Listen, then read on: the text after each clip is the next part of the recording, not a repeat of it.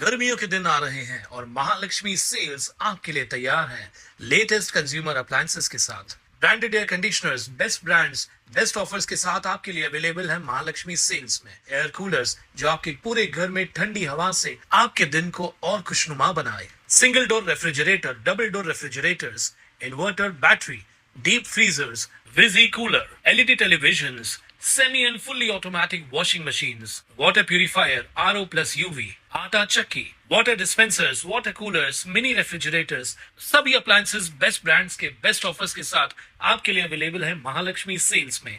डोंबिवलीत Republican Party of India Athawale गटामध्ये सुरू असलेला अंतर्गत वाद आता चिघळत असून त्याचे पडसाद थेट पोलिसात गुन्हे दाखल होण्यात दिसतायत। युवक जिल्हाध्यक्ष जय जाधव यांच्यासह 4 जणांविरोधात विष्णुनगर पोलीस ठाण्यात गुन्हा दाखल करण्यात आलाय। पक्षातीलच पदाधिकारी विकास खैरनार यांनी तक्रार देत कर्वे रोड परिसरात आपली गाडी अडवून 2 दुचाकींवर आलेल्या आरोपींनी मारहाण केली आणि जीवे मारण्याची धमकी दिल्याचा आरोप केलाय। या प्रकरणात जय जाधव यांच्यासह संदीप पाईकराव, नितीन इंगोले आणि डॉक्टर सुभाष अंभोरे यांची नावं समोर आली आहेत। पोलिसांनी गुन्हा दाखल करून तपास सुरू केलाय। दरम्यान काही दिवसांपूर्वीच डॉक्टर सुभाष अंभोरे यांनी विकास खैरनार यांच्या विरोधात मारहाण आणि अपहरणाचा गुन्हा दाखल केला होता। त्या प्रकरणात खैरनार यांनाही अटक झाली होती आणि त्यानंतर त्यांची जामिनावर सुटका झाली। सूत्रांच्या माहितीनुसार पक्षातील पदनियुक्तीवरूनच हा वाद पेटला असून गटबाजीमुळे परिस्थिती अधिकच बिघडली आहे। सध्या दोन्ही बाजूंनी एकमेकांवर गंभीर आरोप प्रत्यारोप सुरू आहेत। आताच पोलीस स्टेशनवरून फोन आला आपला चोपडे साहेबांचा की जयच्या विरोधात तक्रार झालेली आहे। तर म्हटलं जयच्या विरोधात तक्रार झालेली हे कोणालाच म्हणजे काय काय संबंध बाबा तक्रारीचा? तर तक्रार ही झाली आहे गेल्या वेळेला आमचे जे ह्या डोंबिवली शहराचे युवा अध्यक्ष आंबोरे लक्ष्मण आपला हे सुभाष आंबोरे म्हणून यांची नियुक्ती केली आहे शहर अध्यक्ष म्हणून युवकचे। तर त्या संदर्भात जे युवकचा अध्यक्ष म्हणजे बिनबुलाय म्हणजे कुठला त्याला पद नसताना 10-12 वर्ष पदावर राहिला, ठीक आहे आपली माणसं राहू दे, करू दे, बाबासाहेबांच्या चळवळीमध्ये सगळ्यांनाच काम करायचा अधिकाराने करू दे, 15 वर्ष काम केलं, परंतु त्याला पद आपण कोणी दिलेलं नाही, कोणाला कधी भेटला नाही, काय नाही। तर शेवटी कसा मी जिल्हाध्यक्ष असल्याकारणे पक्ष वाढवण्याचा आपण प्रयत्न केलाच पाहिजे आणि म्हणून आपण ह्या कार्यकर्त्यांना निवडलेले आहेत। झोपडपट्टी महासंघाचा अध्यक्ष हरिचंद्र कांबळे यांना निवडले आहे। त्या पदावर देखील माणिक उघडे सांगायचा का बाबा हा पद लावत होता आणि ते कार्यशून्य। तर हे पक्षांतर्गत प्रश्न आहे तो प्रश्न। परंतु आजच्या या म्हणजे जयच्या विरोधात तक्रार द्यायला, या तिघांच्या विरोधात तक्रार द्यायला स्वतः अण्णा रोकडे, प्रल्हाद रोकडे नाव त्यांचं आहे, प्रल्हाद रोकडे ते आलेला इथे आणि त्यांनी तक्रार दिलेली आहे। स्वतः तो भाजपमध्ये, त्याची मुलगा भाजपमध्ये, मुलगी भाजपमध्ये आहे, त्यांचे सगळे कुटुंब भाजपमध्ये आहेत। पण रिपब्लिकन पक्षामध्ये कशाला बाबा ढवळाढवळ करतो? इथे सोन्यासारखं इथे कार्य चाललेले ते आमचे। आज राष्ट्रीय नेते रामदासजी आठवले साहेब जीवाचे रान करतात, जीवाचा रान करून त्यांनी भारत देशात त्यांनी पक्ष उभा केलेला आहे। तुमच्या आमच्यावर त्यांनी जबाबदारी दिलेली आहे, मग ती जबाबदारी आम्ही पाळायला पाहिजे का नको? ती जबाबदारी आपण आपसामध्ये कार्यकर्त्यांची भांडणं लावून आपण काय पोळी भाजायचा प्रयत्न जे आपण करतो ते करावं नाही त्यांनी। आणि आताच आम्ही इंचांना सांगितलं की साहेब कायदा हा सगळ्यांना सारखा पाहिजे। जर का खरोखर ही त्यांनी जे गुन्हा दाखल करायला ते तुम्हाला जे हे दिलंय, तुमच्यावर जे प्रेशर टाकलेला आहे तो गुन्हा दाखल तुम्ही जो केलाय त्या गुन्ह्याची तुम्ही शहानिशा करा आणि शहानिशेमध्ये जर निष्पन्न झालं तर ते यांना फाशी जागेवर यांना तुम्ही अटक करा, काय द्या ना। पण जर का गुन्हा जर सिद्ध झाला नाही तर जी माणसं आली होती त्या माणसांवर गुन्हा दाखल झाला पाहिजे। अशा खोट्या गुन्ह्यात कोणाला अडकवणं किंवा कोणाला एखाद्या म्हणजे चांगल्या आता इंजिनियर पोरगा आहे तर त्या अशा मुलांना म्हणजे आपली मुलं आपल्या रिपब्लिकन पक्षामध्ये चळवळीमध्ये काम करायला पाहिजेत, हा आमचा उद्देश आहे, हा नेत्याचा आमचा उद्देश आहे। आणि यांची मुलं साहेब ही इतर पक्षामध्ये काम करतात। आम्ही आमच्या मुलांना बाबासाहेबांच्या चळवळीमध्ये येण्यासाठी आम्ही त्यांना प्रवृत्त करतो त्यांना की बाबासाहेबांची चळवळ ही तुमच्यामुळे चालणार आहे, तुम्ही हे चळवळीचे पायी घात, तुम्ही या पक्षामध्ये या। आणि त्या पद्धतीने ही सगळी युवक मंडळी या पक्षामध्ये आलेले आहेत।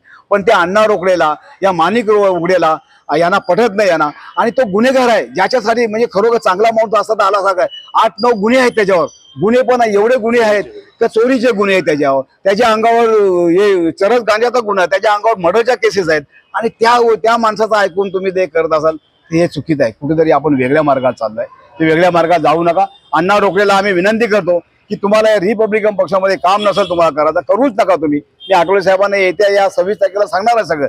एक तर म्हणजे कसं आपण अण्णाला बरखास्त करा, कायमस्वरूपी बरखास्त करा, बस झालं, तुमचं वय पण झालंय। मी स्वतः त्याला 65,000 थैली दिली आहे, 70 वर्ष झाली, 70,000ची थैली दिली आहे अण्णा डोकरेला. माझा दुश्मन नाही, पण या पक्षामध्ये असं वाढदिवसाला आपण त्यांना 70,000ची थैली दिली आहे. आपण आचार्य यात्रेमध्ये त्यांचा कार्यक्रम लावला होता, तिथे आपण दिलेलं आहे. अजून मग त्याचा पोरकटपणा गेला नाही, पोरकटपणा करतो नुसता. इथे पोलीस इथे जा तिथे जा, आणि कशासाठी? आपल्याच माणसांसाठी. तू शहानिशा कर ना. जर का आमचं खरोखर चुकलं असेल तर तुम्हाला बोलवता आम्हाला अधिकार आहे, ते तुम्ही अधिकार करा. आज त्या माणसाला ज्या वेळेला आपण यांची नियुक्ती केली, हरिश्चंद्र कांबळे, आपल्या नितीन इंगळे आणि हे आपला वकील सुभाष आंबोरे यांची नियुक्ती केली, त्यावेळेला त्या गुन्हेगाराचा फोन आलाय ना, माझ्याशी जर तुम्ही हे केलं तुम्ही खबरदार. त्यांनी सांगितलं अरे बाबा आपल्याला पक्षामध्ये काम करायचं आहे. तर ही गोष्ट माझ्या कानावर आल्याने मी त्यांच्या माणसाला फोन करून सांगितलं की बाबा तुम्ही त्याला दम देण्यापेक्षा माझ्याकडे या, आठवले साहेबांकडे जा. आठवले साहेब आपल्याला निर्णय देतील, मी तुम्हाला निर्णय देईन, डोंबिवली शहर अध्यक्ष निर्णय तुम्हाला देईल. परंतु त्यांच्याकडे न येता दुसऱ्या दिवशी त्याच्या अंगावर गाडी घातली. आता गाडी घातली मग आपण का चूप असायचं का सांगा तुम्ही? गाडी घातली अंगावर त्याच्या, गाडी घालून पोलिसांनी पंचनामा केला, पोलिसांनी शहानिशा केली, तेव्हा त्यांच्यावर गुन्हा दाखल झाला. पण इथे असं काहीच नाही असं. तर या गोष्टीला कुठेतरी म्हणजे आता आम्ही पोलीस प्रशासनाला सांगितले, इंचार्ज साहेबांना सांगितले, आम्ही एसीबी साहेबांच्याकडे चाललो आहे. एसीबी साहेबांच्या कानावर घालून डीसीबी साहेबांकडे जाऊ, आणि डीसीबी साहेबांच्याकडे वेळ पडली तर मुख्यमंत्र्यांकडे जाऊ. असे जर खोटे गुन्हे जर होत असतील तर कार्यकर्ते कसे पक्षामध्ये काम करतील? आम्ही शिंदे साहेबांकडे जाऊ, आपले जे उपमुख्यमंत्री शिंदे साहेब आहेत त्यांच्याकडे जाऊ, आम्ही श्रीकांत शिंदे साहेबांकडे जाऊ की बाबा हे खोटे गुन्हे दाखल जर करत असतील. इथे आमदार आमचे राजेश मोरे आहेत, राजेश मोरेंकडे जाऊ. इथे आपला रवींद्र चव्हाणकडे जाऊ. ही कुठलंही तुमच्या पक्षामध्ये जरी खोटे गुन्हे होत असतील तरी तुम्ही एक महायुतीतले तुम्ही पदाधिकारी आहात, आम्ही महायुतीतले पदाधिकारी आहोत. तर महायुतीतले पदाधिकारी आम्ही काम कसं करणार हे देखील मला कार्यकर्त्यांनी प्रश्न विचारलाय. आणि म्हणून आता आम्ही एसीबी साहेबांकडे चाललोय, डीसीबी साहेबांकडे चाललोय, आणि बाकी या इतर लोकांच्याकडे जाऊन आम्ही हे प्रश्न सांगणार आहोत. आताच आम्ही तात्पुरते साहेबांना सांगितले की साहेब तुम्ही हे पाप घेऊ नका साहेब, ज्यांनी पाप केले त्यांच्या माथी तुम्ही माराय. तुम्ही एक सक्षम अधिकारी आहेत, स्वच्छ अधिकारी आहेत, चांगले अधिकारी आहेत, तुमच्यावर कुठली आपत्ती नको याला. कारण जर का हा गुन्हा दाखल जर झाला तर तुमच्यावर आपत्ती येईल, कारण गुन्हाच झाला नाही हो, खोटा गुन्हा दाखल त्याही केलाय. म्हणून अण्णा डोकरे आणि त्याचे सहकारी त्यांच्यावर गुन्हा दाखल व्हावा ही आमची मागणी आहे. नाही मागणी झाली तर आम्ही मोर्चा काढणार. या इथे इंचातवर मोर्चा करणार, डीसीबीवर मोर्चा करणार आणि एसीबीवर मोर्चा करणार. आरपीआयचं कामच ते आहे आणि ते करणार. आम्ही रस्त्यावर उतरणारी माणसं, आम्ही खुर्चीमध्ये बसणारी माणसं नाही, आम्ही एसी मध्ये बसणारी माणसं नाही. बस एवढंच. प्रकरण अक्षरशः खोटं आहे, याच्यामध्ये तीळ मात्र सत्यता नाही. काही दिवसापूर्वी माझ्यावर जीवघेणी हल्ला झाला होता. त्या हल्ल्याच्या बाबत आम्ही रीतसर तक्रार दिली आणि पोलीस प्रशासनाने सर्व चौकशी शहानिशा करून CCTV शहानिशा करून संबंधित आरोपी यांच्या विरोधात गुन्हा दाखल केला, त्यांना अटक केली. आज जामिनावरती ते लोक बाहेर आहे. आणि अशा परिस्थितीमध्ये बरेचसे दिवस उलटून गेल्याच्या नंतर आज अचानक सकाळी आम्हाला फोन आला. कावळे मॅडम यांनी मला फोन केला की तुम्ही पोलीस स्टेशनला येऊन जा. तर मी त्यांना बोलतो येतो मॅडम, 1 तासानंतर मी येतो. परंतु परत त्याला मी कॉल केल्यानंतर ते बोलले मी संध्याकाळी ड्युटी आहे. आणि मी घरून जेव्हा कोर्टाकडे निघालो तर माझ्या घरी एक नोटीस आली आणि नोटीसचा माझ्या पत्नीने ती नोटीस रिसिव्ह केली आणि मी माझ्या पत्नीला सांगितलं काय आहे ते नोटीस मला व्हॉट्सअपवरती पाठव.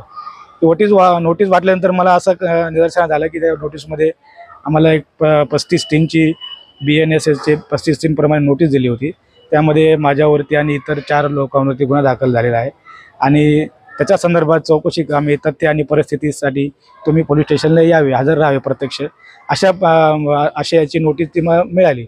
ती नोटीस मिळाल्यानंतर मी न्यायालयात गेलो. न्यायालयातली परत FIRची त्यासाठी अर्ज केला आणि ते FIRची प्रत वाटली. त्याच्यामध्ये मला असं कळालं की आमच्या चौघांवरती डॉक्टर संदीप पायकराव, मी स्वतः ॲडव्होकेट सुभाष आंबोरे, नितीन इंगोले माझे सहकारी, तसेच प्रल्हाद जाधव जिल्हा अध्यक्ष आमचे रिपब्लिकन पार्टी ऑफ इंडियाचे, त्यांचा मुलगा जय जाधव युवा जिल्हा अध्यक्ष, यांचं सुद्धा त्या FIRमध्ये नाव आहे. हे माझ्या निदर्शनास आलं आणि ते पाहिल्याच्या नंतर मी अक्षरशः म्हणजे मला असं वाईट वाटलं. अत्यंत दुर्दैवी घटना आणि अत्यंत खोट्या प्रकारचा असा आरोप या ठिकाणी केलेला आहे. ज्या दिवशी आमची जी घटना घडल्याची ते सांगतायत, उलट आम्ही FIR त्या आरोपीविरुद्ध केला होता, त्यांनी माझ्यावर अटॅक केला, याबद्दल आमचा FIR होता.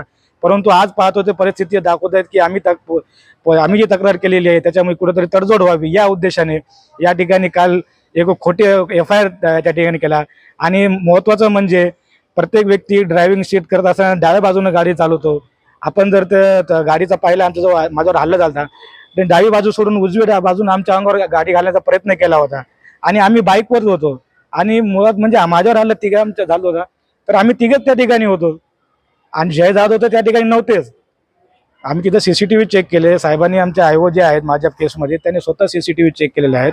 त्या CCTVमध्ये डॉक्टर साहेब बाईकवरती सिंगल आहेत. त्याच्यानंतर मी आहे, नितीन गाडी चालवतो त्याच्या पाठी बसलेलो आहे. आम्ही तिघच असताना सुद्धा खोट्या पद्धतीने या ठिकाणी हा गुन्हा मागे घेण्याचा किंवा आम्हाला काउंटर करण्यासाठी खोटा गुन्हा दाखल केलेला आहे, आमच्यावर दबाव निर्माण करण्यासाठी. आणि सर्वात महत्त्वाचं म्हणजे आमच्यावर अन्याय होत आहे. आमचे जिल्हा अध्यक्ष आमच्यासाठी खांद्याला खांदा लावून उभा राहत आहेत. अहोरात्र पोलीस स्टेशनला रात्र न बघता माझ्यासाठी आमच्या कार्यकर्त्यासाठी ठामपणे उभा आहेत. हे काही लोकांना देखवत नसेल आणि त्याच्यामुळं यांचं सुद्धा नाव बदनाम करण्यासाठी त्यांच्या मुलांचं आमचे युवा अध्यक्ष आहेत त्यांचं खोटं या ठिकाणी नाव गुंतवून त्यांना खोट्या केसमध्ये गुंतवण्याचं या ठिकाणी गुंतवलेलं आहे. अक्षरशः FIR मध्ये नाव टाकलेलं आहे त्यांचं. आणि या संदर्भामध्ये जेव्हा आम्हाला सर्व माहिती मिळाली आम्ही जाधव साहेबांना कळलं. त्यांच्या घरी सुद्धा पोलीस आले होते. त्यांनी सुद्धा सांगितलं की सर्व खोटं आहे की जय जाधव त्या ठिकाणी नव्हते. असं असताना सुद्धा पोलिसांना या गोष्टी माहिती असताना सुद्धा FIR मध्ये नाव येतो कसं हा संशयाचा भाग आहे आणि मला वाटतं तपासाचा सुद्धा भाग आहे. यानंतर आम्ही दिशा ठरवलेली आहे की अशाच पद्धतीने जर कुणाच्या दबावामुळे आता काल आम्हाला असं कळलं की अण्णा रोकडे आणि इतर काही लोक इथे येऊन गेले आणि पोलीस प्रशासनावरती वेगवेगळ्या प्रकारचे दबाव आणून खोट्या पद्धतीने गुन्हे दाखल करा अशा पद्धतीचा आग्रह करून पोलिसांवर प्रेशर आणून कदाचित हा गुन्हा दाखल झालेला असावा. आणि मुळात पाहिलं तर आम्ही जे आमची फिर्याद सांगतो त्याच्यामध्ये इतर आरोपी आहेत त्यांना अटक करा, कोण आहे तपास करा हे होताना दिसत नाही. परंतु एक सराईत गुन्हेगार आहे 6-7 त्याच्यावरचे गुन्हे दाखल आहेत त्यांच्या एका शब्दावरती खोटे केसेस होतात हे म्हणजे अतिशय निंदनीय आहे. डोंबिवली शहरामध्ये कायदा सुव्यवस्था पोलीस प्रशासन कशा पद्धतीने काम करत आहे आपण दिवसा डोळ्या पाहतात. वकिलांसारखा माणूस आम्ही सुशिक्षित आहे, इंजिनियर आहेत जय जाधव साहेब. त्याच्यानंतर आमचे नितीन डॉक्टरी व्यवसायामध्ये आहे, डॉक्टर संदीप पायकराव सुशिक्षित आम्ही लोक आहोत साहेब. आम्ही काही गुन्हेगारी नाही आहोत. आणि या सराईत गुन्हेगाराची बाजू घेऊन एका क्षणामध्ये एक गुन्हा वापस घेण्याचा एक क्षुल्लक जर तुम्हाला असं कोर्ट आहे ना कोर्टाच्या माध्यमातून तुम्ही सिद्ध करा खोटी केस आहे. अहो CCTV आहे, कारण आहे, मला पद का दिलं म्हणून तुम्ही माझ्यावरती अटॅक केलेला आहे, जग जाहीर आहे, सर्व गोष्टी आहे, तुम्ही प्लॅन केलेला आहे, कट रचलेले आहेत, या सुद्धा आम्ही पाठपुरावा चालू आहे. आणि त्यांच्यासाठी असं आहे की त्या पाठीमागे जे गुन्हेगार आहेत ते स्वतःला वाचवण्यासाठी अशा पद्धतीने आमच्यावर प्रेशर आणण्याचा प्रयत्न करत आहेत. माझा साक्षीदार डॉक्टर संदीप पायकराव याला UP मध्ये किडनॅप केला आणि किडनॅप करणारं कोण तर याच विकास खैरनारचा पुतण्या तो बोलतो की तुम्ही केस वापस घ्या, तुम्ही साक्षी देऊ नका वगैरे अशा प्रकारचे जेव्हा दबाव आणतो. म्हणजे किती नीच प्रकारे किती खालच्या पातळीवर जाऊन हे लोक राजकारण करत आहेत.